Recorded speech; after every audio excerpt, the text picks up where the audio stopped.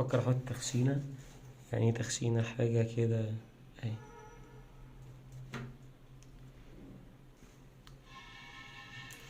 اللي هي ايه،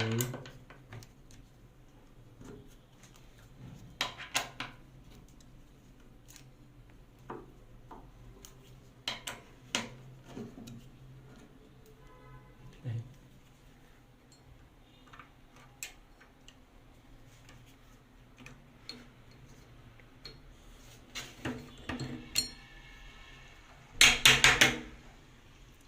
دي فايدتها ايه؟ دي فايدتها ان هي بس مفصلة عشان ما تريحش. هي يعني انا حاططها يعني احتياطي، هي كده كده المفصلة مش بتريح بسهولة، بس ايه يعني ممكن برضه نعملها، هي كده كده متبقاش باينة خالص اهي. وبدي تربيطة بسيطة كده. المفروض انا عايز بس كاميرا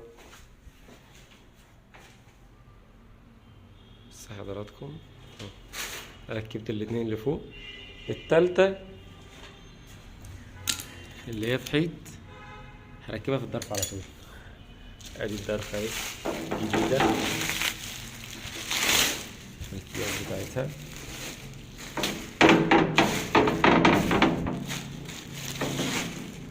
دي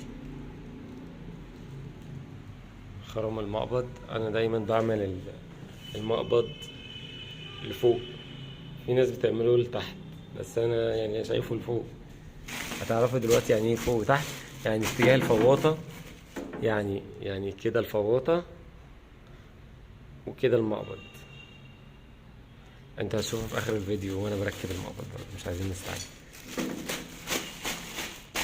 اهي. بس عايز اوريكم الحتة دي اهو. انا هركب دي، احط برضه زي ما احنا شغالين، احط 2 جوان، ادي جوان ادي 2، واحط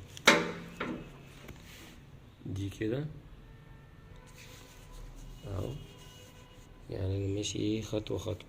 ده انا ليه بركب اتنين ازاز في ازاز، واحدة ازاز في حيطة، عشان هو الشاور على جلسة، يعني هو صدفة ان كده. انما هو دايما بتبقى التلاتة ازاز في ازاز او التلاتة ازاز في حيطة. وفي ناس والله بتركب الشاور على مفصلتين بس، يعني ايه، مفصلة فوق مفصلة تحت، عشان يوفر مثلا في الاكسسوار او كذا يعني ايه. بس انا شايف يعني تلاتة يعني يعتبر كويس، يعني افضل طبعا.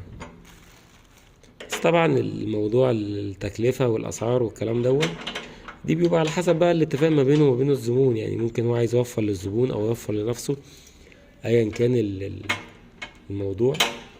بس هو ايه الفكرة، ان تلاتة طبعا افضل من اتنين، يعني دي بديهيا يعني. بس انا هربط، بس دي الفكرة باختصار. ادي دي هنا، والاتنين التانيين اهم راكبين، وهرجع لكم تاني.